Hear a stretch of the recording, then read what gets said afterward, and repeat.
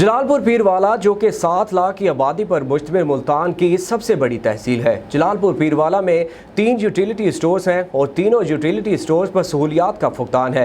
ना चीनी है और ना ही आटा, जिसकी वजह से शहरी शदीद परेशान है। मजीद जानते हैं अपने रिपोर्टर मोहम्मद अता साकी से। जी अता, आपके पास क्या तफसीलात हैं, आगाह कीजिएगा। जी बिल्कुल, इस वक्त मैं मौजूद हूँ जलालपुर पीरवाला में, जो कि 7 लाख की आबादी पर मुश्तमिल मुल्तान की सबसे बड़ी तहसील है। जलालपुर पीरवाला में 3 यूटिलिटी स्टोर्स हैं और तीनों यूटिलिटी स्टोर्स पर सहूलियात का फुकदान है। ना चीनी और ना ही आटा है, जिसकी वजह से शहरी शदीद मुश्किलात में मुब्तला है। मेरे साथ कुछ शहरी मौजूद हैं, आइए इनसे मज़ीद जानते हैं कि इस बारे में इनका क्या कहना है। जी भाई जी, बिल्कुल इतना कोई सहूलियात क्या नहीं, ना आटा है ना चीनी है। काफ़ी दूर दूर तो सफ़र करते देहाती लोग सही था आने इतना कोई सहूलियत मिलती नहीं। गवर्नमेंट को चाहिए कि इतना आटा भी देवें चीनी भी देवें ताकि गरीब आवाम को फ़ायदा उठा सके।